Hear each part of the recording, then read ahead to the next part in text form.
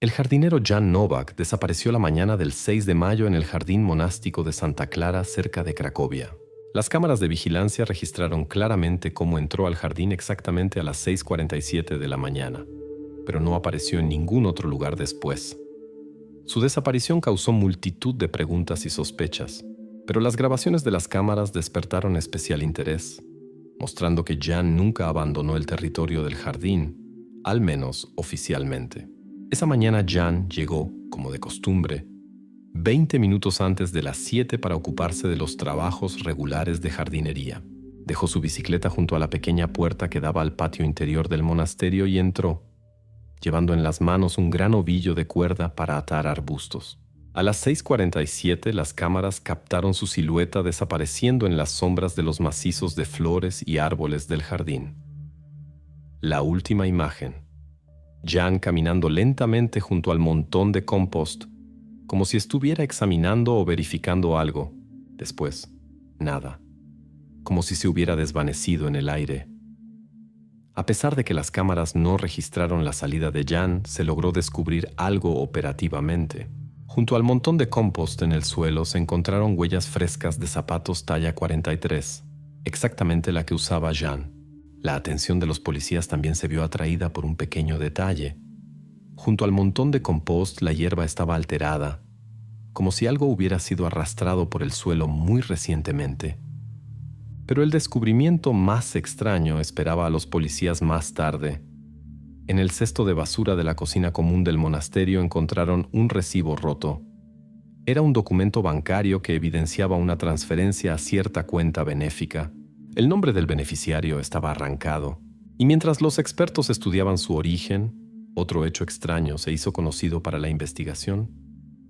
La mañana del día siguiente, la hermana Ágata, una de las monjas, apareció en la oración con profundos arañazos en la muñeca izquierda. A la pregunta sobre el origen de las heridas, Ágata respondió tranquilamente que se había lastimado en el jardín. Pero esta explicación no satisfizo a la policía, porque la habían visto durante la noche en un lugar donde no tenía necesidad de estar. Al anochecer de ese mismo día, la investigación ya tenía dos sospechosos. El primero fue el hermano cocinero Lucas, quien durante varios meses había mantenido relaciones tensas con Jan. Vecinos y feligreses habían escuchado repetidamente disputas acaloradas entre ellos. El motivo de los conflictos no estaba claro, pero el hecho de los desacuerdos fue confirmado por muchos testigos. La segunda sospechosa resultó ser la hermana Ágata. A pesar de su reputación de persona tranquila y silenciosa, a Ágata la notaban extrañamente a menudo en aquellos lugares del jardín donde ni siquiera las otras monjas entraban. La noche de la desaparición del jardinero la habían visto claramente cerca de la parte norte del jardín, esa misma donde después encontraron las huellas de zapatos y los extraños daños en el césped. La noche del 7 de mayo, la policía realizó la primera inspección de las instalaciones del monasterio. Se prestó especial atención a las pertenencias personales del personal y habitantes del monasterio. Precisamente en el casillero de Lukács, encontraron guantes de jardín con manchas oscuras de color pardo. Los guantes fueron enviados inmediatamente a examen, y Lukács fue temporalmente suspendido del trabajo y puesto bajo control especial. El propio Lukács, al responder las preguntas de la investigación, fue parco y nervioso. Afirmaba que las manchas en los guantes aparecieron después de descuartizar carne. Nadie le creyó, pero aún no había pruebas directas en su contra. La noche de ese mismo día, la policía decidió usar un perro de servicio para buscar rastros de Jan en el territorio del jardín. El pastor alemán siguió con seguridad la ruta del jardinero desaparecido. El perro se dirigió directamente al montón de compost y de repente se quedó inmóvil, como si hubiera sentido algo bajo la capa de hierba vieja y tierra. Los policías se pusieron tensos. Las linternas iluminaron el punto donde miraba el perro, pero el oficial inesperadamente dio la orden de detener el trabajo y trasladar las acciones posteriores para la mañana, alegando la oscuridad que había llegado y la imposibilidad de asegurar una inspección completa del lugar. Llegó la mañana del 8 de mayo. El jardín ya estaba acordonado. La investigación se amplió, atrayendo fuerzas adicionales de la Administración Central de Policía de Cracovia. La mañana del 9 de mayo comenzó tensa. Mientras los operativos inspeccionaban el jardín monástico, la atención de la investigación estaba completamente absorbida por el hermano Lucas. La víspera, después del examen, las manchas en sus guantes fueron oficialmente reconocidas como sangre de toro, y parecía que esto eliminaba todas las sospechas del silencioso cocinero del monasterio. Pero ahora, cuando la policía esperaba simplemente aclarar detalles y cerrar la cuestión sobre Lucas, la situación cambió drásticamente. El investigador Krzysztof Jaworski, quien dirigía el caso, invitó a Lucas a un segundo interrogatorio para fijar definitivamente sus declaraciones. El interrogatorio comenzó a las 9:30 de la mañana. Durante los primeros 15 minutos, Lucas se comportó contenidamente, pero claramente nervioso. El investigador le ofreció un vaso de agua, pero Lucas se negó, sin apartar la mirada de la ventana, como esperando ver a alguien en la calle. A las 9:48 el investigador tuvo que salir urgentemente del despacho. Lo distrajo una llamada telefónica inesperada de los expertos, quienes comunicaron nuevos detalles sobre el recibo financiero del monasterio. Solo unos minutos después, cuando Jaworski regresó al despacho, la silla de enfrente estaba vacía. Lucas había desaparecido, dejando solo la puerta del despacho ligeramente abierta. Inmediatamente se dio la alarma. Los policías revisaron toda la comisaría y el territorio adyacente, pero Lucas no estaba en ningún lado. El primer análisis del teléfono móvil de Lucas, dejado en el despacho, mostró un cuadro extraño. 30 llamadas perdidas de un número desconocido. El teléfono de Lucas resultó ser el más simple, un aparato viejo de botones sin GPS ni Internet, modelo 2020. Los expertos inmediatamente comenzaron a establecer el propietario del número desconocido. Paralelamente, los investigadores hablaron con el compañero de habitación de Lucas, el hermano Mateusz. Mateusz confirmó que la noche del 6 de mayo, cuando desapareció Jan Novak, Lucas efectivamente había estado con él en la cocina del monasterio. No se había ausentado a ningún lado, preparaba carne para el almuerzo festivo e incluso se había cortado. Esta información confirmó la coartada de Lucas, pero su huida repentina despertó sospechas de otro tipo. La policía volvió a la cuestión de las manchas en los guantes de Lucas, ya habiendo excluido oficialmente su relación con el caso de Jan Novak. El examen confirmó: las manchas pertenecían a origen animal, era sangre de toro, entregada junto con los despojos temprano en la mañana del 6 de mayo para la cocina del monasterio. El proveedor de carne de la carnicería local confirmó esto documentalmente y dio testimonio a la investigación. Sin embargo, esto no explicaba la desaparición repentina de Lucas. En la policía apareció una conclusión cautelosa. Posiblemente Lucas entró en pánico, temiendo que pudieran incriminarlo. Sin embargo, esto era solo una suposición, no respaldada por hechos, y la investigación no podía basar en ella conclusiones definitivas. Después de la desaparición de Lucas, apareció en la policía una nueva versión, ya no relacionada directamente con el jardinero Novak. Ahora el foco de atención se dirigió a las llamadas desconocidas al teléfono de Lucas. La investigación comenzó a considerar la posibilidad de que el cocinero del monasterio simplemente se asustó de quien insistentemente trataba de llamarlo todos esos días. Los operativos desarrollaron una versión. Lucas desapareció temiendo por su seguridad y no por culpa directa, pero aún no había pruebas de esta versión. Al anochecer de ese mismo día, la policía obtuvo la transcripción oficial de las llamadas del teléfono de Lucas. El número del cual provenían las 30 llamadas resultó estar registrado a nombre de una mujer que vivía directamente en el monasterio de Santa Clara.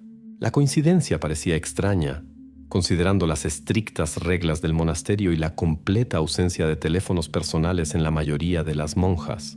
El investigador Jaworski ordenó establecer urgentemente la identidad e interrogar a la propietaria del número. La transcripción de las llamadas fue programada para el día siguiente. La investigación tomó la decisión de trasladar la atención al interior del monasterio y estudiar más profundamente las conexiones internas de la comunidad monástica. Para la mañana del 10 de mayo, la investigación trasladó el foco al interior del monasterio. Los policías, habiendo obtenido las conclusiones preliminares del examen, comenzaron a trabajar con los documentos contables, estudiando cuidadosamente los flujos financieros de la comunidad. Entre los papeles encontrados en la oficina de la hermana Ágata, economista del monasterio, se reveló una seria discrepancia.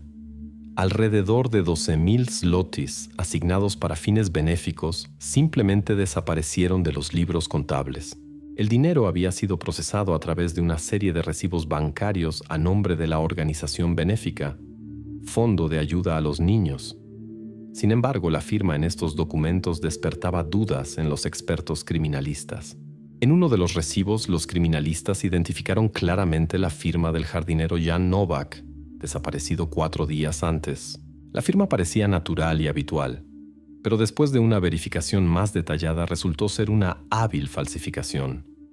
Los expertos confirmaron unánimemente: el jardinero no había firmado estos papeles él mismo. La investigación estableció rápidamente que el recibo encontrado anteriormente en el cesto de basura de la cocina del monasterio coincidía completamente por número y fecha con uno de los recibos descubiertos en la contabilidad. Así se confirmaba que alguien específicamente trató de ocultar las huellas de la falsificación, destruyendo documentos importantes. La policía comenzó a aclarar quién exactamente tenía acceso al sello del fondo y podía realizar operaciones financieras en nombre del monasterio. La abadesa declaró oficialmente que acceso al sello tenían solo 3 personas: ella misma, la hermana Ágata, economista del monasterio, y la hermana Sofía, monja encargada de la farmacia y la parte administrativa. Ambas últimas tenían derecho a realizar pagos y llevar asuntos financieros, mientras que la abadesa personalmente mantenía el sello en su despacho y lo entregaba estrictamente por solicitud. Los policías inmediatamente hicieron la pregunta clave a la abadesa: ¿cuál de las personas mencionadas usaba más frecuentemente el sello del fondo en las últimas semanas? La respuesta de la abadesa fue concreta y breve. Más que otras solicitaba el sello la hermana Ágata, economista del monasterio, ya que precisamente ella realizaba regularmente operaciones financieras y llevaba a cabo cálculos para proyectos benéficos. Sofía usaba el sello mucho menos frecuentemente, exclusivamente en casos de adquisición de medicamentos y artículos domésticos. Las declaraciones fueron registradas por el investigador Jaworski, y la hermana Ágata fue temporalmente suspendida del cumplimiento de sus obligaciones, programándose para el día siguiente una verificación oficial de todos sus informes y documentos. Mientras tanto, las sospechas temporales recayeron sobre la propia abadesa. La investigación prestó atención al hecho de que ella era la principal poseedora de la firma y el sello, y podía potencialmente autorizar las transferencias. La abadesa fue llamada a una conversación separada, donde tranquilamente proporcionó una coartada detallada para el 4 de mayo, día en que se realizó la última transferencia. En ese momento ella impartía una conferencia para feligreses en el centro católico de la ciudad, confirmada por testimonios de alrededor de 30 personas. El investigador Jaworski decidió verificar las declaraciones. La policía solicitó las grabaciones de la cámara de videovigilancia del banco donde se produjo la transferencia sospechosa. Los policías obtuvieron la grabación de video de la cámara del vestíbulo del banco, en la cual se registró a una mujer con abrigo gris realizando la operación el 4 de mayo a las 11:23 de la mañana. La estatura de la mujer los expertos pudieron determinarla inmediatamente con bastante precisión, alrededor de 165 cm. En este momento, las sospechas hacia la abadesa del monasterio fueron definitivamente retiradas. Su estatura era significativamente mayor, 176 centímetros, lo que excluía completamente su participación en este episodio.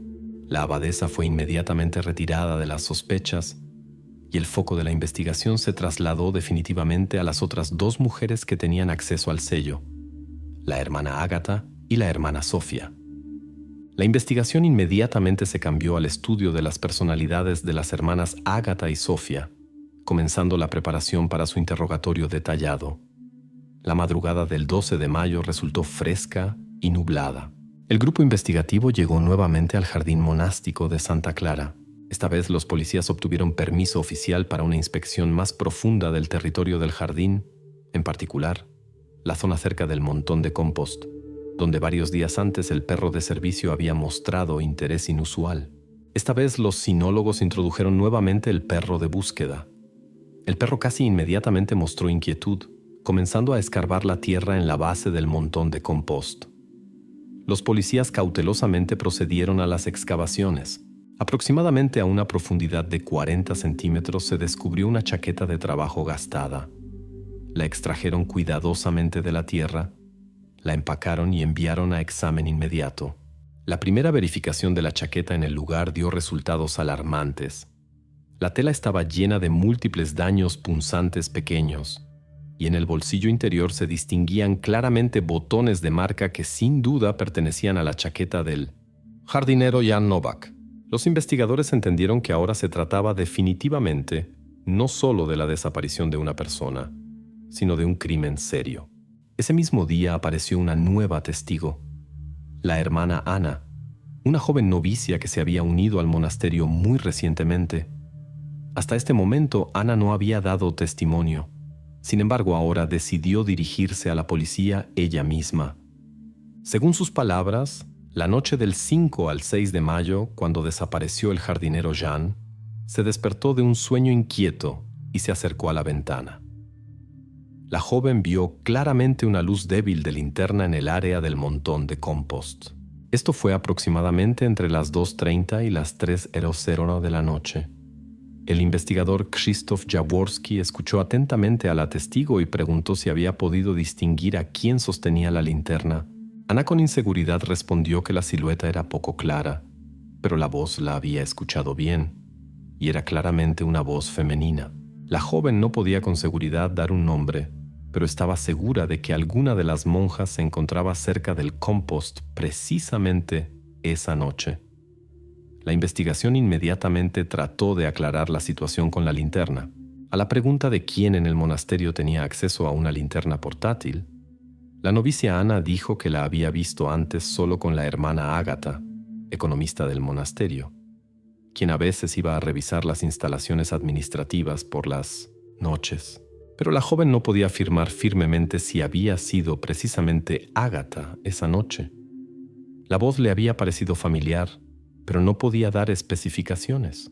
Como resultado de estas declaraciones inseguras, la hermana Ágata fue llamada nuevamente para aclaraciones. Sin embargo, ella seguía negando cualquier movimiento nocturno, declarando que nunca había usado una linterna fuera del edificio del monasterio. En el curso del análisis inicial, los investigadores pensaron que el hallazgo de la chaqueta podía haber sido una pista plantada específicamente destinada a desviar la atención del lugar real del crimen. La chaqueta estaba demasiado obviamente enterrada a poca profundidad, y esto les pareció sospechoso a los investigadores. En el lugar no se descubrieron otros objetos además de la chaqueta misma, lo que reforzó las dudas. La investigación aún no podía confirmar o refutar esta teoría. En la segunda mitad del día, los investigadores decidieron aplicar un detector de metales. El instrumento inesperadamente dio una señal clara, indicando un objeto metálico oculto bajo una capa más profunda de tierra en la base del montón de compost. El jefe del grupo investigativo ordenó temporalmente detener las excavaciones y esperar la obtención de una orden oficial para una exhumación completa, ya que esto podía convertirse en una etapa clave de la investigación, requiriendo el cumplimiento de todas las formalidades. Para la mañana del día siguiente, 13 de mayo, se programó una exhumación completa del sitio. El médico forense, criminalistas y el fiscal recibieron instrucciones de llegar al lugar exactamente a las 7:00 de la mañana para comenzar la inspección minuciosa. La mañana del 13 de mayo de 2024, el grupo investigativo finalmente obtuvo la orden que permitía la exhumación completa en el jardín del monasterio. Las excavaciones comenzaron exactamente a las 7:00 de la mañana y continuaron 3 horas. El médico forense y los criminalistas extrajeron cuidadosamente de debajo del montón de compost restos que fueron identificados como pertenecientes al jardinero Jan Novak. El examen forense confirmó el momento de la muerte. 6 de mayo, aproximadamente a las 20:15. El carácter de los daños evidenciaba que el crimen fue cometido con el uso de tijeras de jardín. Heridas punzocortantes indicaban claramente un instrumento que posteriormente fue encontrado en el cobertizo del monasterio. Los expertos usaron luminol, que reveló rastros cuidadosamente limpiados de sangre de Novak en las tijeras. La investigación se acercó vertiginosamente al desenlace después de que los criminalistas establecieron que la hermana Ágata había llevado su calzado a la tintorería el 7 de mayo. Los rastros de tierra de su calzado coincidían completamente con las muestras de suelo del montón de compost. Seguido de esto fueron identificadas las huellas dactilares de la hermana Sofía en las camillas que se usaron para mover los restos de Jan la noche del 6 al 7 de mayo. Luego, los eventos se desarrollaron rápidamente. En la celda de la hermana Ágata, durante el registro oficial, los investigadores descubrieron documentos contables sobre hurtos de dinero del fondo. Se encontraban en un escondite equipado en un cajón con doble fondo. Al mismo tiempo, la verificación repetida de las grabaciones bancarias confirmó que precisamente la hermana Sofía, de 165 mm de estatura, había retirado dinero con recibos falsos el 4 de mayo. Sofía, cayendo bajo serias sospechas, reveló otro hecho importante. Precisamente ella había llamado insistentemente a Lucas, el hermano cocinero, tratando de convencerlo de guardar silencio sobre el conflicto que ocurrió en la cocina del monasterio entre el jardinero y Ágata poco antes del crimen. Asustándose por la presión, Lucas huyó y temporalmente se ocultó. Se confirmó que la chaqueta del jardinero encontrada anteriormente había sido desechada precisamente por Ágata. La investigación cerró la pista falsa, estableciendo que la prenda fue un intento de desviar la atención de la policía del montón de 1900 compost y ganar tiempo. El proceso judicial comenzó solo en el verano de 2025 y causó enorme interés público. El día de la sesión decisiva, 15 de septiembre, en la sala del Tribunal de Distrito de Cracovia estuvieron presentes decenas de periodistas y habitantes locales. En las audiencias finales, Ágata desesperadamente trató de trasladar la culpa a la hermana Sofía, afirmando que ella había sido la iniciadora de los hurtos y controlaba completamente sus acciones. En respuesta, Sofía presentó al tribunal correspondencia de la cual quedó claro que precisamente Ágata había insistido en una conversación personal con el jardinero la noche del 6 de mayo, claramente temiendo que él informara a la policía sobre los fraudes financieros. El jardinero, como quedó claro de los documentos, anteriormente había descubierto casualmente pruebas de los hurtos y tenía la intención de informar a la abadesa del monasterio. El juez interrumpió duramente las acusaciones mutuas de las monjas y subrayó que las pruebas indicaban igual responsabilidad de ambas mujeres. El tribunal anunció la sentencia definitiva. Las hermanas Ágata y Sofía fueron reconocidas como cómplices de crimen grave y condenadas a 18 años de privación de libertad cada una. El caso fue oficialmente cerrado. Sin embargo, a pesar de las pruebas exhaustivas, un detalle quedó bajo el sello de la incertidumbre.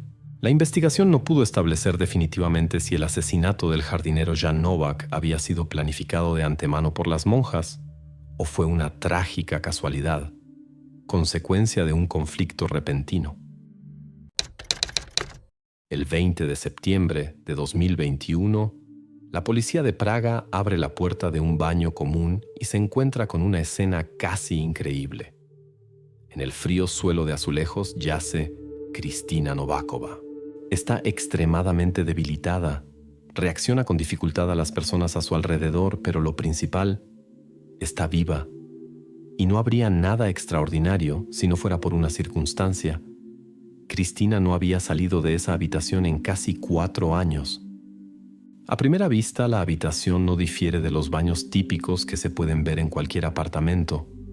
Bañera, azulejos en el suelo, ducha, una pequeña ventana en lo alto y una puerta cerrada desde adentro. Solo que esta puerta no es común. Está equipada con una cerradura que solo puede abrirse desde afuera, usando un destornillador especial. Es decir, estando adentro, es casi imposible salir por cuenta propia. Cuando los peritos criminales examinan el lugar, encuentran en el suelo 3 envases vacíos de medicamentos antipsicóticos fabricados en 2017. 4 años. Es precisamente ese el tiempo que, presumiblemente, Kristina pasó allí. La humedad en la habitación era constantemente alta, lo que se confirma por sus manos y pies. presentan serios daños debido a la exposición prolongada al agua y la humedad.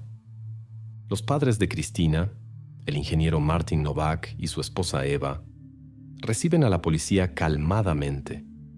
Informan inmediatamente que la hija está en el baño por voluntad propia. Además, la madre asegura a los investigadores que tal decisión extraña es una recomendación del psiquiatra, pero los padres no pueden presentar ningún documento médico o prescripción que confirme esto. Las sospechas de la policía recaen inmediatamente sobre los padres. El primer y más obvio sospechoso es el padre, Martin Novak. Él es ingeniero, un especialista técnico, que tiene familiaridad con herramientas y puede fácilmente manejar cerraduras de este tipo. Es él quien muestra a la policía cómo funciona el mecanismo de la puerta y subraya: abrirla desde adentro es imposible si no se usa una herramienta especial desde afuera. Según el padre, la última vez que abrió la puerta fue hace una semana, después de lo cual Cristina, supuestamente, volvió a encerrarse allí. La madre, Eva Novakova, parece compuesta y tranquila. Responde de buena gana a las preguntas de los investigadores y repite con confianza: Cristina se encerró sola y se negaba a salir. Eva afirma que alimentaba a la hija pasándole comida por debajo de la puerta. En los últimos días, Cristina supuestamente se negaba a comer, razón por la cual su estado empeoró. Pero ¿por qué motivo la madre no buscó ayuda médica? Ella no pudo explicar. Entra en escena la vecina de la familia Novak, Susana Kovachova. Ella cuenta a la policía que varias veces oyó a Cristina pedir ayuda durante la noche. Y según ella, esto ocurría siempre cuando, en el apartamento, además de la hija, solo estaba el padre. La vecina incluso afirma que la madre, en esos momentos, no estaba en casa, pasando frecuentemente la noche con sus parientes. Sin embargo, cuando la policía verifica estas declaraciones, no son confirmadas por otros vecinos. Resulta que nadie, excepto Susana, oyó ningún grito extraño o pedido de ayuda. La investigación decide no fijarse en la versión de la vecina. Por ahora son solo palabras que no son confirmadas por hechos. Mientras tanto, los peritos criminales hacen un descubrimiento inesperado. El examen médico legal muestra que la última vez que Cristina comió fue hace menos de 36 horas, pero el padre afirma que la puerta del baño estaba cerrada hace una semana. Alguien claramente no está diciendo la verdad. Uno de los padres abrió la puerta muy recientemente y dejó allí comida. ¿Pero quién? ¿Y por qué esconde esto? Al día siguiente, después de que la policía hubiera encontrado a Cristina en el baño, los agentes comenzaron a investigar minuciosamente todos los detalles de esa mañana. Pues alguien, ciertamente, no estaba contando toda la verdad. Un interés especial recaía sobre el padre, Martin Novak. Exteriormente, se mantenía confiado, casi indiferente, como una persona para quien la visita de la policía es solo una pequeña molestia doméstica. Sin embargo, algunos momentos en su comportamiento alertaron inmediatamente a la investigación.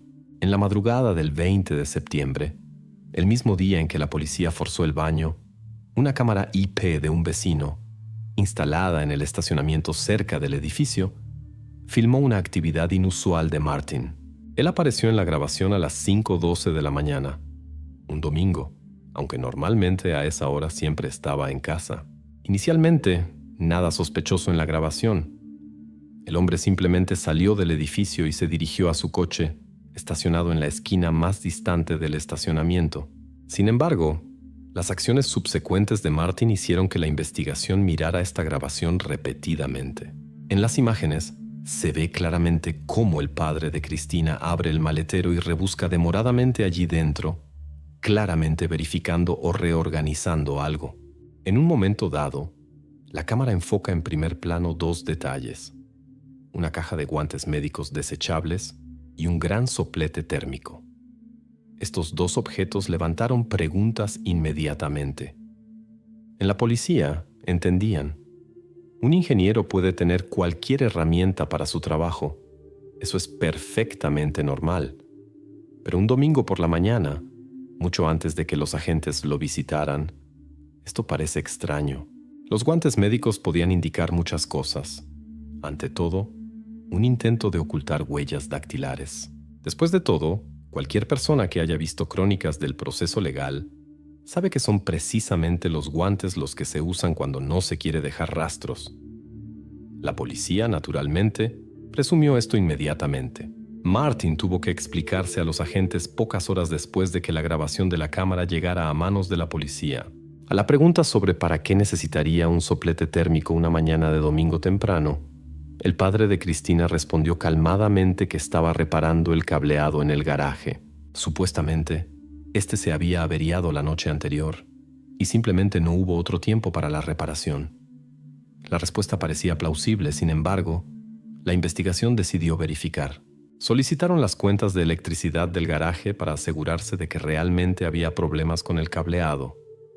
Esta cuestión permaneció abierta y exigía verificación adicional, pero los guantes aún permanecían un misterio. Inicialmente, los agentes presumieron que en ellos habría rastros de agua o sustancias del baño que podrían ligar al padre directamente a la historia de Cristina. Sin embargo, el análisis de laboratorio disipó rápidamente estas expectativas.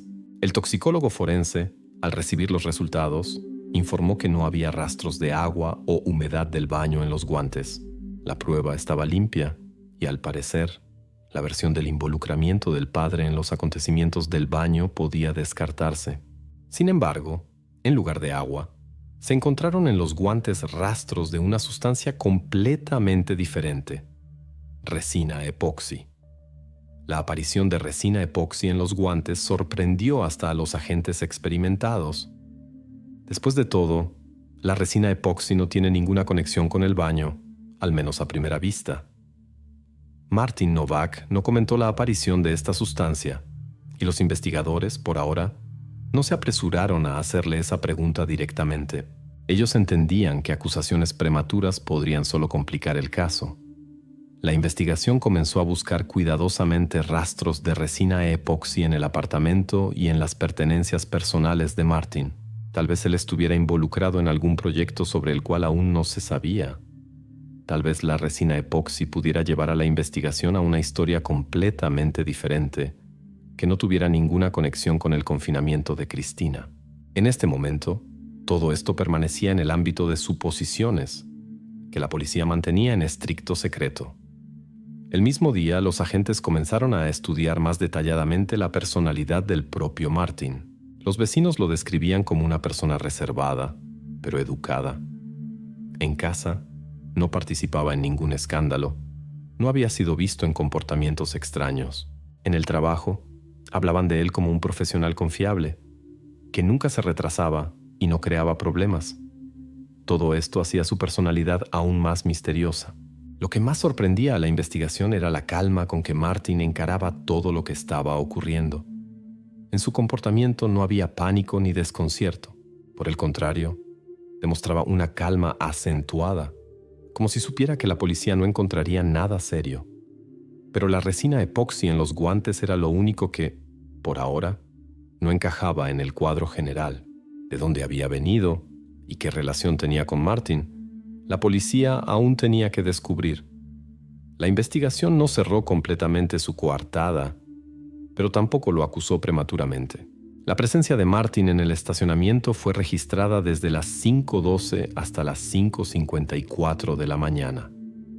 Lo que pasó después tendría que ser investigado por separado. En esta etapa de la investigación, los agentes decidieron mirar más atentamente a la segunda sospechosa, Eva Novakova. Era a ella a quien ahora le correspondía dar respuestas a las preguntas que la investigación no se atrevió a hacer directamente al marido. Después de todo, uno de ellos estaba ciertamente involucrado en lo que pasaba detrás de la puerta del baño. Para entender cómo Cristina quedó encerrada en el baño durante 4 años, es necesario volver a agosto de 2017. Fue entonces cuando, por primera vez, se pronunció la frase que, mucho más tarde, se convertiría en el argumento de sus padres: aislamiento doméstico. En ese periodo, Cristina acababa de cumplir la mayoría de edad. Según su círculo social, El comportamiento de la joven comenzó a cambiar cerca de medio año antes de estos acontecimientos. Los conocidos notaron que Cristina se había vuelto reservada e irritable, pero nadie podía imaginar que esto llevaría a una decisión tan radical por parte de su familia.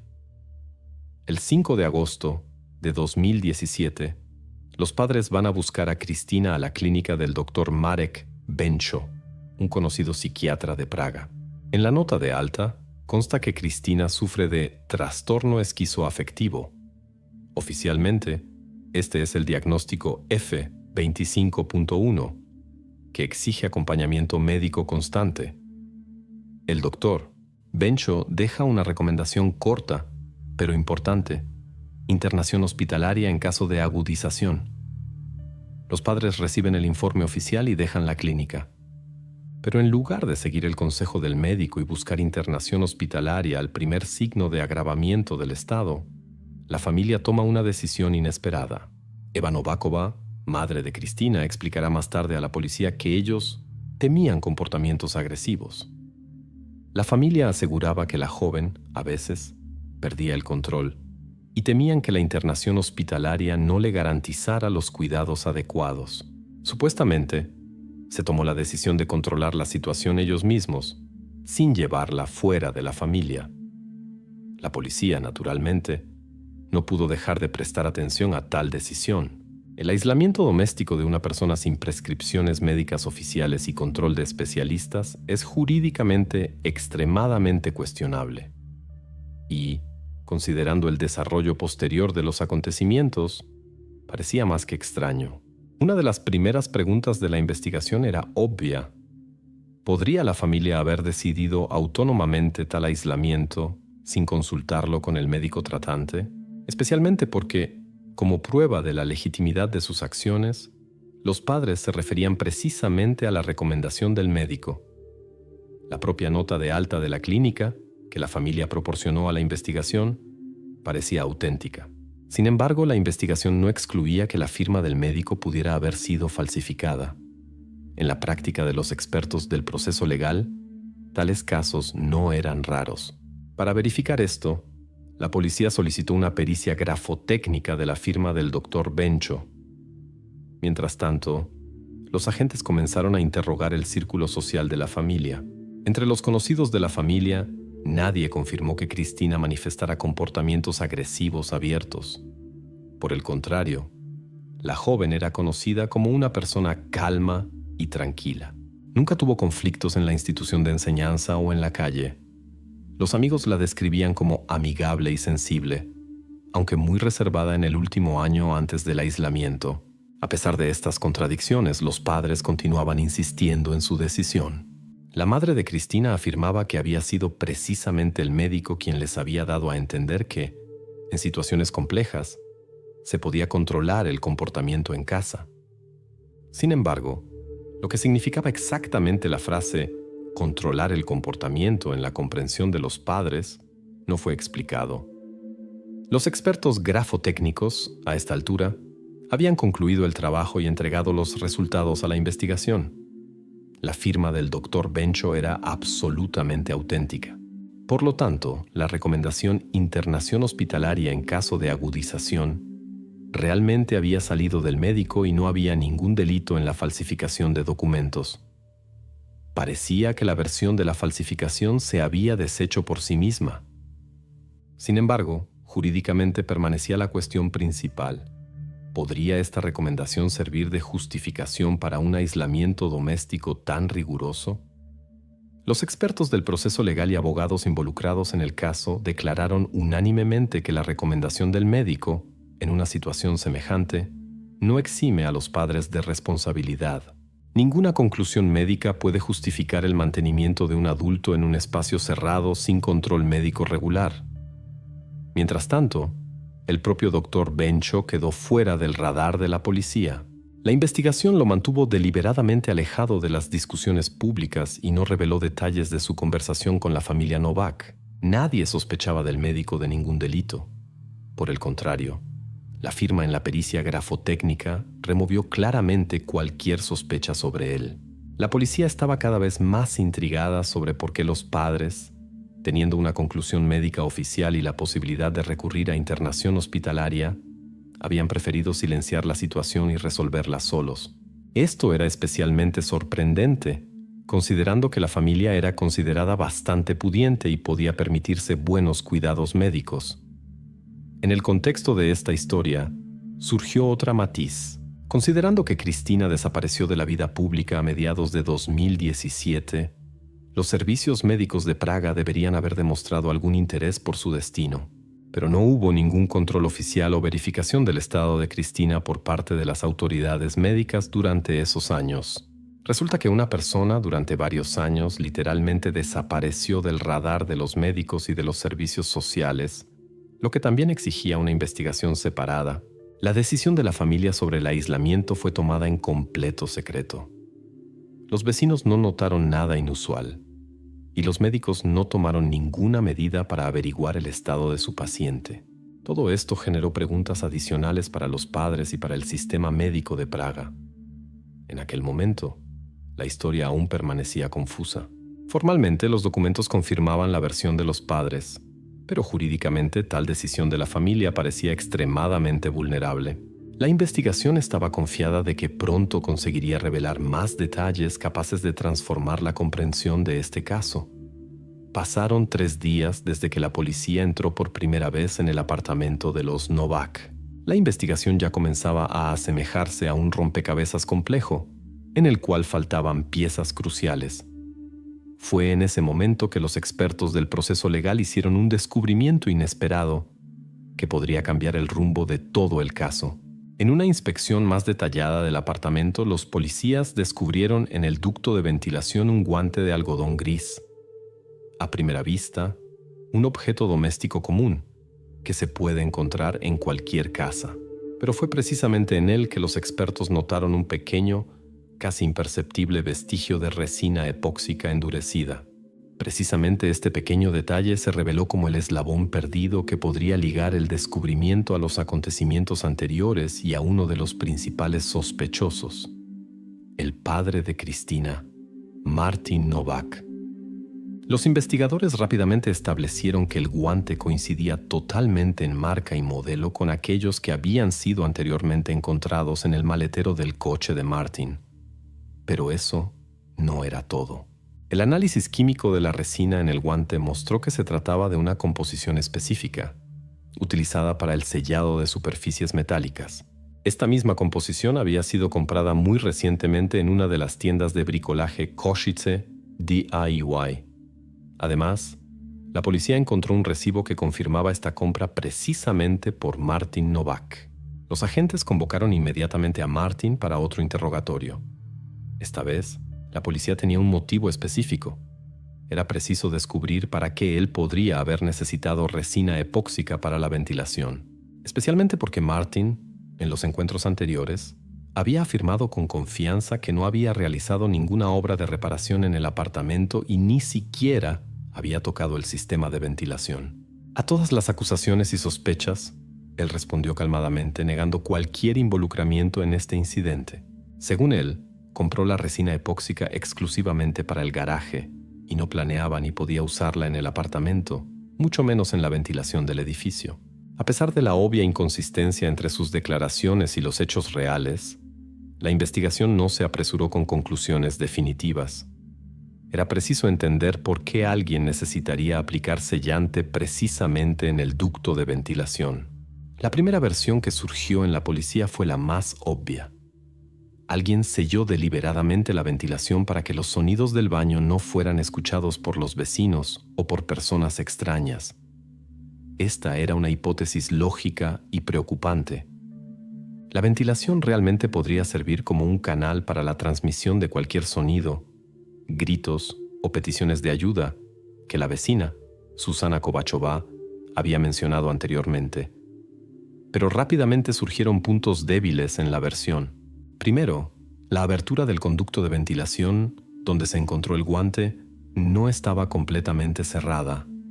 La resina había sido aplicada solo parcialmente y no podía aislar completamente los sonidos. Y segundo, La inspección mostró que tal bloqueo parcial de la ventilación no podría ser una solución eficaz para un aislamiento acústico absoluto.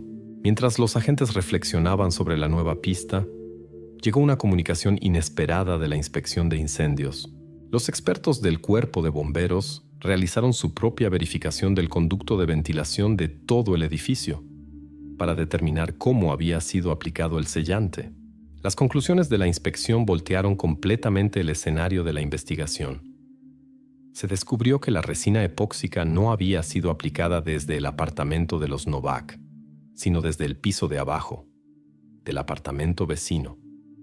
Este descubrimiento ponía en duda todas las suposiciones anteriores sobre la culpa de los padres. La policía se enfrentó por primera vez con la versión de que podría haber un tercero involucrado en el caso, de quien la investigación ni siquiera sospechaba anteriormente. Por ahora, nadie podía decir con certeza cuál de los vecinos tenía acceso al conducto y para qué podría haber usado la composición epóxica. Pero una cosa quedó clara: el guante en la ventilación no había sido una casualidad. La persona que realizó los trabajos en el conducto, probablemente, lo perdió precisamente en el momento de aplicar el sellante. Y esa persona, quien quiera que fuese, podría convertirse en un testigo clave o incluso en un sospechoso. Ahora, la policía tendría que observar atentamente a los vecinos de la familia Novak.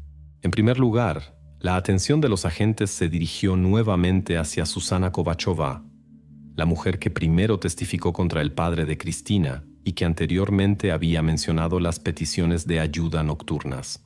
Precisamente su apartamento quedaba exactamente debajo de la vivienda de los Novak. Si la resina epóxica hubiera sido aplicada desde allí, esto podría arrojar luz sobre los verdaderos motivos de las acciones de la vecina, que anteriormente no había levantado sospechas especiales. A esta altura, la investigación comprendió claramente que el caso era más complejo de lo que parecía inicialmente. El aislamiento de Cristina podría estar relacionado no solo con su diagnóstico o las acciones de los padres, sino también con circunstancias aún desconocidas. En esta fase de la investigación, nadie se apresuraba a sacar conclusiones definitivas. El guante con una gota de resina epóxica se convirtió en un nuevo enigma en la cadena de acontecimientos, que solo se complicaba cada día. Y mientras la policía intentaba entender quién y por qué podría haber intervenido en el sistema de ventilación, la propia historia gradualmente superaba los límites de una sola familia y se transformaba en algo mucho mayor y más sombrío. Desde el descubrimiento del guante en el conducto de ventilación, la investigación comenzó a mirar a los vecinos con especial atención. Y en el centro de esa atención estaba Susana Kovachova, la mujer que primero habló sobre los gritos del apartamento de los Novak. Hasta ese momento, la policía la veía solo como una testiga, pero ahora su papel adquiría una tonalidad completamente diferente. Susana Kovachova es una mujer soltera. Vive en el apartamento directamente debajo de la familia Novak desde hace más de 10 años. Hasta 2018, trabajó como auxiliar de enfermería en la sección de psiquiatría del Hospital Municipal de Praga. Esto se hizo conocido por la investigación muy recientemente, cuando los policías verificaron su biografía más cuidadosamente. La propia Susana, en los primeros interrogatorios, prefirió no hablar sobre este hecho, y solo salió a la luz después de una solicitud al hospital. Susana fue despedida del trabajo en el verano de 2018. La razón formal: violación de la jerarquía. Los colegas afirmaban que se permitía interferir en el proceso de tratamiento intentando frecuentemente dar recomendaciones médicas a los pacientes, aunque no tenía ninguna formación médica. La dirección de la clínica decidió no divulgar los detalles de su despido, limitándose a una formulación seca. Después de salir del hospital, Susana consiguió trabajo como empleada de limpieza en una pequeña empresa privada. Cuando la policía convocó nuevamente a Susana para interrogatorio y preguntó por qué motivo no se dirigió a las autoridades, si había escuchado por primera vez gritos del apartamento de los vecinos ya en 2018, la mujer no pudo dar una explicación convincente. Su respuesta fue corta y no muy creíble. Supuestamente, pensó que era la televisión funcionando demasiado alto. Sin embargo, tal justificación parecía bastante dudosa, especialmente considerando su experiencia de trabajo en la sección de psiquiatría. Después de todo, Susana ciertamente podía distinguir un grito real del ruido de la televisión. Los investigadores presumieron que Susana podría haber aconsejado informalmente a la familia Novak, basándose en su experiencia. Esto podría explicar tanto su silencio como el comportamiento extraño e incluso el conocimiento de los detalles de lo que pasaba en el apartamento. La mujer negó categóricamente cualquier contacto semejante con los vecinos. Sin embargo, los agentes ya comenzaban a dudar de su sinceridad. Para confirmar o refutar la conexión entre Susana y la familia Novak, la policía realizó una verificación de sus llamadas telefónicas de los últimos años. Los resultados fueron inesperados y abrieron nuevas perspectivas en el caso. Según los datos de facturación telefónica, en el periodo de 2018 a 2019, ocurrieron nada menos que 26 conversaciones telefónicas entre Susana Kovachova y Martin Novak. Y estas llamadas coincidían claramente en tiempo con el periodo en que, según Susana, ella escuchó los gritos por primera vez. El número de llamadas era inusualmente grande, especialmente considerando que Susana y Martin afirmaron en los interrogatorios que casi no se hablaban. ¿Sobre qué exactamente conversaron los vecinos? Por ahora, permanecía un misterio. La policía no se apresuró a revelar el contenido de las conversaciones, pero el hecho permanecía. Había una conexión entre ellos. Después de 2019, las llamadas cesaron abruptamente. Algo claramente cambió en las relaciones de los vecinos, pero la policía aún no entendía qué exactamente. A la pregunta sobre por qué los contactos fueron súbitamente interrumpidos, Susana dijo solo que ya no veía necesidad de comunicarse. En sus palabras, sonó nuevamente la misma indefinición y evasividad que acompañaron todo su interrogatorio. La investigación decidió por ahora no nombrar a Susana como sospechosa oficialmente.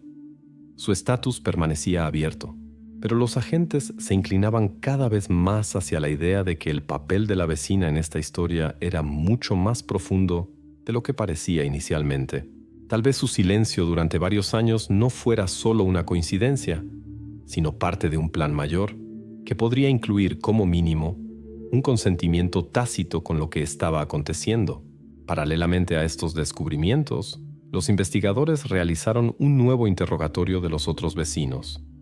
Ninguno de ellos confirmó haber escuchado gritos del apartamento de los Novak. La única persona que insistía constantemente en este hecho era Susana. Por un lado, esto podría testimoniar su atención redoblada, y por otro, que era precisamente ella quien atraía intencionalmente la atención de la policía hacia la familia de los vecinos, posiblemente desviando la atención de sus propias acciones. La propia Susana no parecía agitada o preocupada, a pesar de la dureza de los interrogatorios. La mujer era cautelosa en las respuestas. No demostraba comportamientos agresivos o pánico, como si estuviera preparada para tal giro de los acontecimientos. Los agentes no pudieron dejar de notar esto. El comportamiento de la mujer los hizo pensar que, en esta historia, todo era mucho más complicado de lo que parecía inicialmente.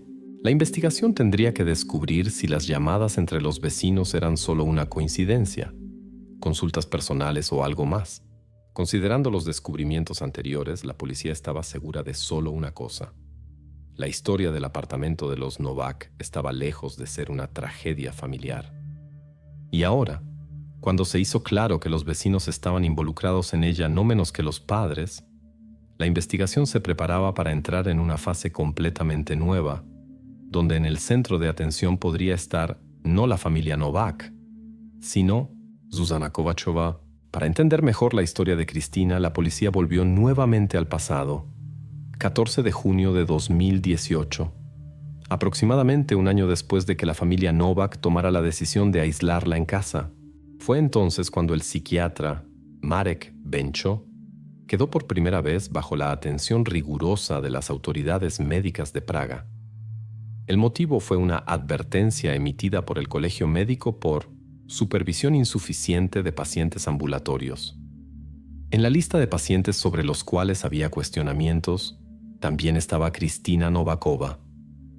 La verificación oficial mostró que después del alta de la clínica, Bencho continuó consultando a Cristina a distancia. Una vez al mes, cerca de 30 minutos, realizaba videollamadas por Skype. Esto estaba formalmente permitido por las reglas, pero se consideraba una práctica no convencional. En aquella época, la telemedicina ya estaba difundida, pero siempre era vista solo como una forma adicional de supervisión, no la principal. Los inspectores no lograron encontrar evidencias convincentes para imponer sanciones serias al médico. Sin embargo, recomendaron que mantuviera registros más cuidadosos de sus pacientes ambulatorios en el futuro. El caso fue cerrado, limitándose solo a una advertencia. Los investigadores se interesaron mucho en saber por qué el médico, que conocía la gravedad del estado de la paciente, prefería sesiones a distancia, en lugar de visitas personales o derivación para internación. Después de todo, el estado de Cristina, según el testimonio de la madre, no mejoraba. Por el contrario, empeoraba cada mes. Y aún así, Bencho regularmente confirmaba la gravedad de su estado precisamente a distancia. En el interrogatorio, el psiquiatra declaró a la policía que consideraba sus acciones perfectamente justificadas. Según sus palabras, la madre de Cristina, Eva Novakova, aseguraba que el aislamiento domiciliario y el cuidado constante eran más eficaces para su hija que el tratamiento hospitalario. El médico no podía verificar personalmente lo contrario, ya que todas sus observaciones se limitaban a videollamadas cortas, pero afirmaba que no veía razones para dudar de las palabras de la madre. Sin embargo, la investigación desarrolló una hipótesis más. La policía supuso que el Dr. Bencho podría estar recibiendo pago no oficial de la familia Novak por sus consultas regulares a distancia. Tales sospechas surgieron porque ni en la documentación del médico, ni en las cuentas oficiales por los servicios de la clínica, estas consultas eran registradas. Verificar esta versión directamente era difícil, y por el momento permanecía solo como una de las posibilidades. Mientras la policía investigaba los motivos del médico, surgió inesperadamente otro detalle más preocupante. La pericia forense de los medicamentos encontrados en el baño de Cristina mostró una extraña discrepancia. Los antipsicóticos que la joven tomaba durante los últimos meses, según datos oficiales, fueron retirados de producción aún en 2019. Sin embargo, los envases encontrados en el lugar tenían fecha de fabricación de 2021. Esto significaba que alguien continuaba produciendo el medicamento o lo importaba ilegalmente. Los especialistas enfatizaron que el medicamento no podría estar legalmente en circulación, y este hecho exigía una investigación separada, pero el canal de suministro de estos medicamentos permanecía completamente oscuro. El médico Marek Bencho negaba categóricamente cualquier participación en la compra o suministro de los medicamentos. Aseguraba que no los prescribió después del fin de la producción oficial y no tenía idea de cómo tales remedios podrían haber llegado a la casa de los Novak. La policía no se apresuraba a revelar los canales de obtención de los medicamentos. Este misterio podría esconder algo mayor que simple negligencia del médico o de la familia. Ahora la investigación entendía una cosa. Alguien claramente mantenía el acceso de la familia Novak a los medicamentos prohibidos, pero quién y por qué lo hacía permanecía desconocido. Un punto importante era que, a pesar de la obvia violación de la ética médica, no había evidencias directas de conexión ilegal entre el Dr. Bencho y la familia. El hecho de la advertencia del colegio médico no constituía delito, pero ponía en duda su reputación y profesionalismo. El psiquiatra Marek Bencho continuaba insistiendo en que sus motivos siempre fueron puramente profesionales y que el cuidado con la paciente era su prioridad. La investigación ahora prestaba atención especial al aspecto financiero de las relaciones entre el médico y la madre de Cristina. Después de todo, si el pago realmente ocurría en efectivo y evitando la clínica, esto podría significar una conspiración que influyó directamente en la decisión de mantener a Cristina en casa y ocultar su estado.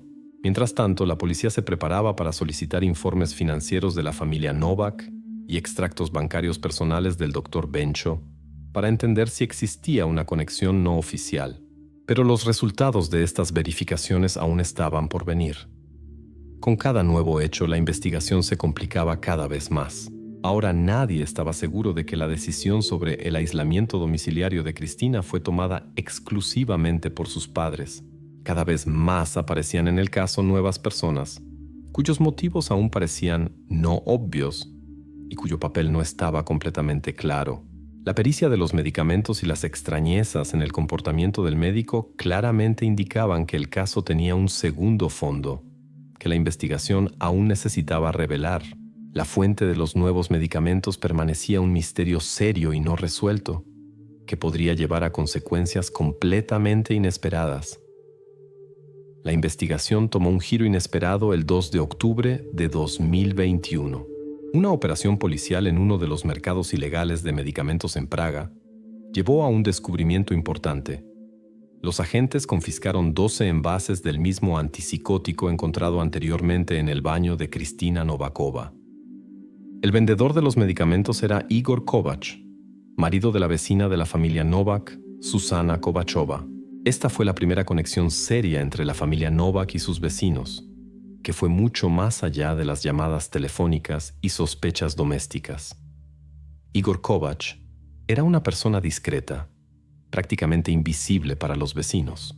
Trabajaba como cargador común en uno de los grandes depósitos farmacéuticos en los alrededores de Praga.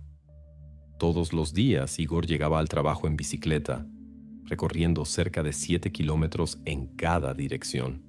La investigación rápidamente estableció cómo los antipsicóticos llegaron a las manos de Kovač. En la grabación de la cámara de vigilancia, hecha el 11 de noviembre de 2020 en el depósito, era claramente visible Igor tomando varios envases precisamente de este medicamento. Sin embargo, la policía aún no podía explicar por qué el cargador necesitaba específicamente este antipsicótico raro, que hacía mucho tiempo no era oficialmente producido. Cuando Igor se encontró en la sala de interrogatorio, se negó a dar cualquier explicación. Su abogado adoptó una posición simple y cautelosa. Mi cliente usaba el medicamento para consumo propio. La versión sonaba inverosímil, especialmente considerando la cantidad de medicamento tomado. Los especialistas confirmaban: el volumen sería suficiente para uso de varios meses en etapa muy grave de trastorno. Pero Igor no tenía ningún diagnóstico médico registrado que requiriera tal medicamento. La investigación lógicamente supuso que el objetivo del robo era la reventa en el mercado clandestino. Praga, como cualquier otra gran ciudad europea, tenía su comercio ilegal de medicamentos, especialmente aquellos imposibles de adquirir oficialmente. Los policías estaban seguros de que era hacia allí que se dirigían los envases robados. Sin embargo, pronto ocurrió un evento que nuevamente dirigió el caso hacia la familia Novak. Los peritos del proceso legal examinaron cuidadosamente cada envase confiscado de Igor Kovač y descubrieron que en uno de ellos había una huella dactilar clara. Esta huella dactilar pertenecía a Eva Novakova, madre de Kristina. Así se estableció por primera vez una conexión física directa entre los vecinos y la familia Novak, precisamente a través del medicamento robado. El propio Igor Kovač continuaba en silencio. Susana Kovachova en los interrogatorios parecía sorprendida, hasta asustada. Aseguraba que nunca supo sobre tales acciones de su marido, pero la investigación ya no estaba segura si debía confiar en sus palabras, especialmente después de descubrir que anteriormente trabajaba como auxiliar de enfermería y claramente posee el conocimiento necesario para evaluar el valor de tal medicamento. Por ahora, la policía no podía decir exactamente cómo el envase con el medicamento llegó a las manos de Eva Novakova. Existían varias hipótesis.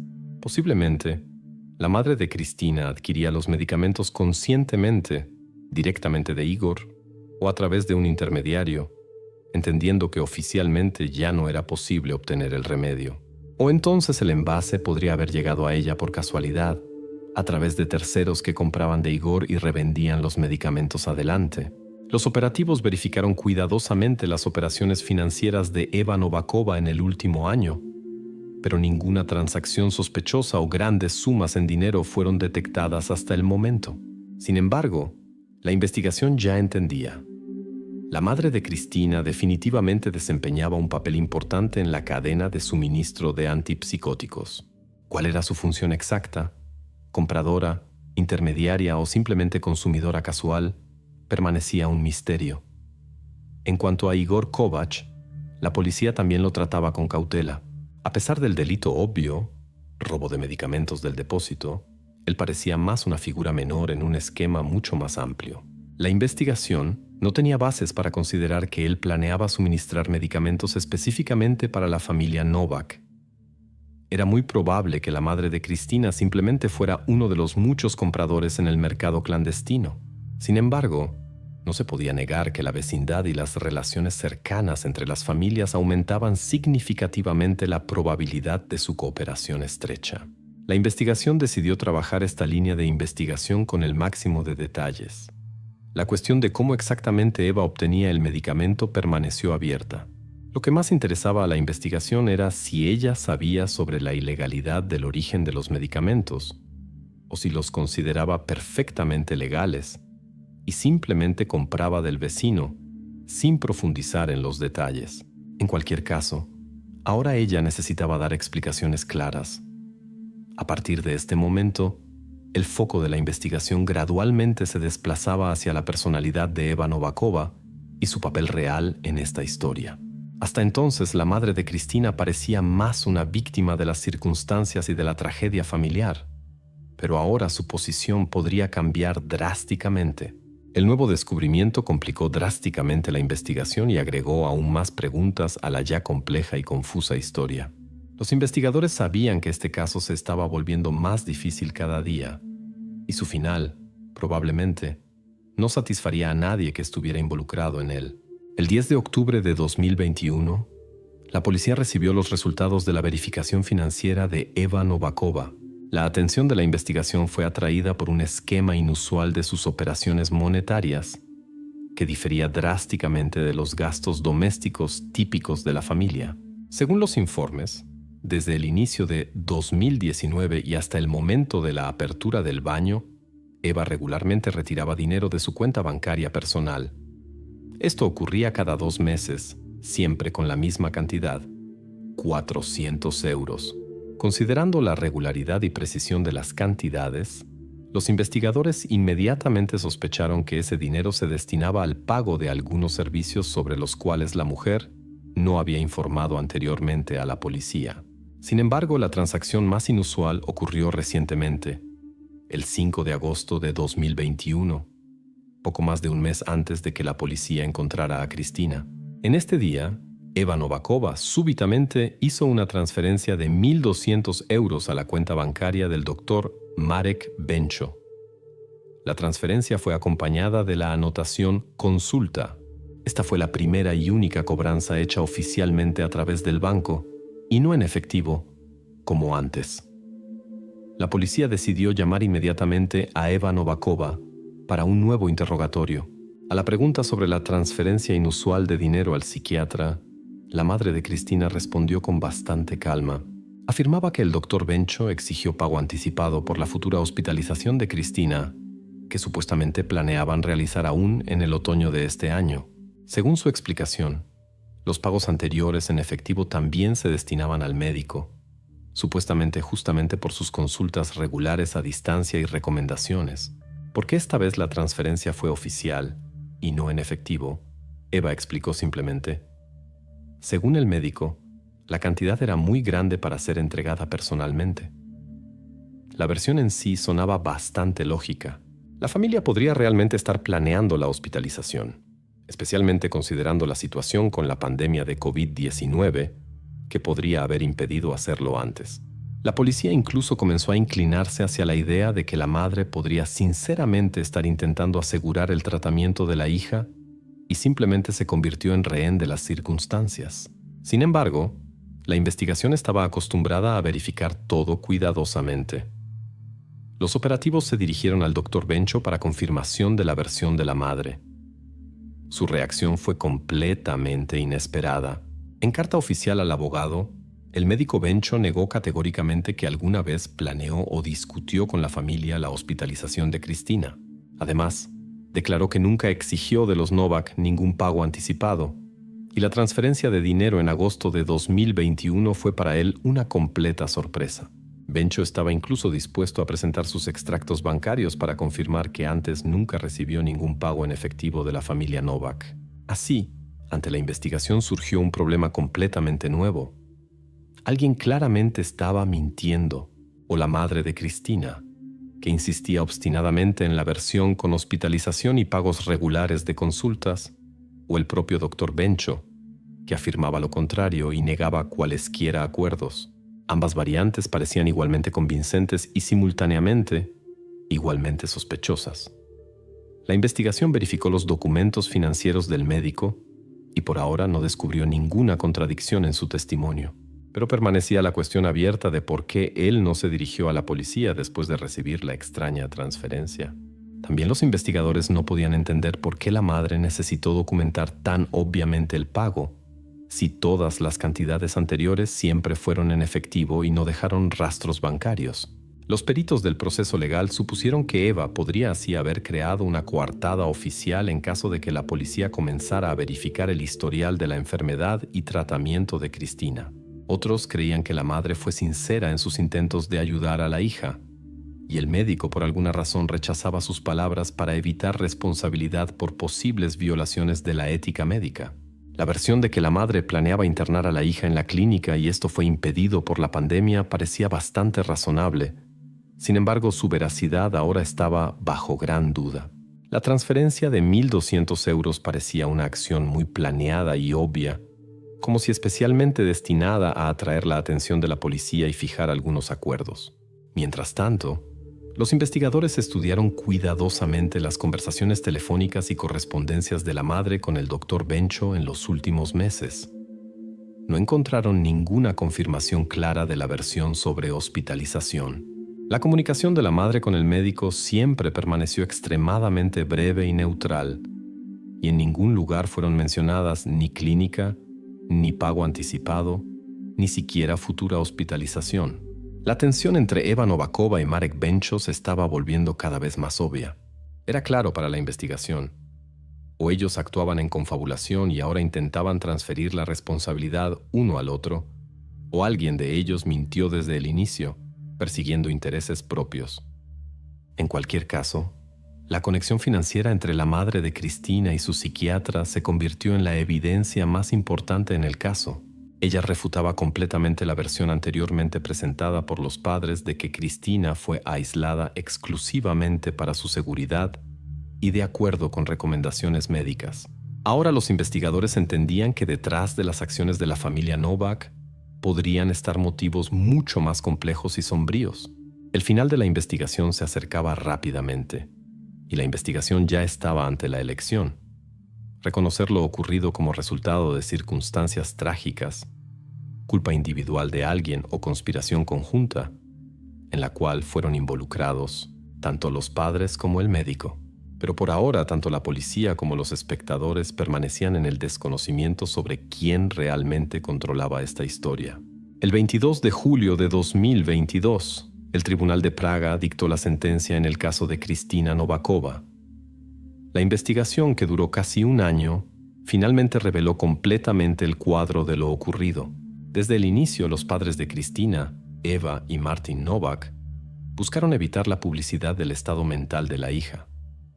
Para ellos, esto era más importante que la ayuda médica o incluso la ley. Justamente el miedo de que conocidos, amigos o colegas supieran la verdad se convirtió en el punto de partida de la historia que conmocionó a la República Checa. Eva Novakova, no confiando en la medicina oficial y temiendo la publicidad a través de hospitales y clínicas, pidió ayuda a la vecina, Susana Kovachova. Esta, usando sus antiguas conexiones en el medio médico, organizó el suministro ilegal de medicamentos antipsicóticos a través de su marido, Igor Kovac, cargador en un depósito farmacéutico. En algún momento, Martin Novak decidió que la situación necesitaba más sigilo. Temiendo que los vecinos comenzaran a sospechar algo, se ocupó del sellado hermético de la ventilación entre su apartamento y el apartamento de los Kovac en el piso de abajo. Para esto, Martin usó un secador industrial y resina epóxica que aplicaba durante la noche. La investigación descubrió que el secador aceleraba el proceso de endurecimiento del sellante y por la noche Martin podía actuar desapercibido. Así, él no solo intentaba ocultar cualesquiera sonidos que Cristina pudiera hacer, sino que también indirectamente aseguró el silencio de los vecinos. Susana, además de ayudar en el suministro de medicamentos, daba instrucciones a los padres sobre su dosificación, actuando como consultora médica no oficial. La policía confirmó esto a través de las llamadas telefónicas que eran activamente mantenidas entre Susana y Martin hasta 2019, cuando la pareja entendió que el esquema de suministro ya estaba establecido y ya no eran necesarias consultas adicionales. Sin embargo, el eslabón clave de esta cadena fue el Dr. Marek Bencho, psiquiatra oficial de Cristina. Él regularmente firmaba todos los documentos médicos necesarios para los servicios sociales, confirmando el estado grave de Cristina a distancia. El médico realmente no conocía las condiciones reales de su permanencia en el apartamento, pero su negligencia y deseo de recibir dinero por consultas regulares influyeron directamente en lo que estaba ocurriendo. Fueron justamente sus consultas a distancia las que permitieron a la familia evitar la atención rigurosa de los servicios sociales por casi 4 años. Durante la investigación se confirmó la versión de que las huellas dactilares de Eva Novakova, encontradas en los envases de antipsicóticos, no aparecieron por casualidad. Eva regularmente entregaba envases vacíos a Igor para recibir a cambio nuevos lotes de medicamentos. Este intercambio formaba parte de un esquema bien ajustado. La policía estableció que fue precisamente la cámara nocturna del estacionamiento de los vecinos la que registró aquel secador en las manos de Martin.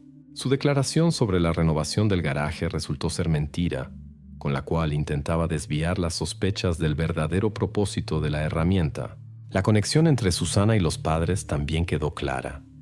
Sus conversaciones telefónicas eran instrucciones sobre dosificación y aplicación de antipsicóticos. La familia confió completamente en sus consejos, aunque la propia Susana no tenía formación médica. Tal consultoría se convirtió en una razón más por la cual no se dirigieron a médicos reales durante tanto tiempo. Uno de los envases del medicamento producido en 2021 fue resultado de una compra controlada por la policía en el mercado ilegal, donde Igor Kovac vendía medicamentos. Fue precisamente este envase el que se convirtió en la primera pista seria que permitió a la investigación revelar toda la cadena del delito. El proceso judicial fue tenso. Martin Novak intentó transferir la culpa a su esposa, afirmando que fue precisamente ella quien dirigió todo el esquema y demostrando al tribunal la transferencia bancaria al Dr. Bencho. Pero en el último momento, la situación cambió drásticamente. Susana Kovachova inesperadamente cambió su testimonio y directamente en la sala del tribunal declaró que Martin la amenazó con serias consecuencias si ella decidía revelar la verdad a la policía anteriormente. Este testimonio fue decisivo. Ahora ambos padres parecían culpables ante los ojos del tribunal e igualmente responsables por lo ocurrido con Cristina. Al final del proceso judicial, Eva y Martin Novak fueron considerados culpables de todas las acusaciones presentadas. El tribunal impuso a ambos la misma pena, 12 años de prisión. Susana e Igor Kovac recibieron penas condicionales por complicidad y robo de medicamentos. El doctor Marek Bencho fue considerado culpable de negligencia médica y recibió 2 años de pena condicional.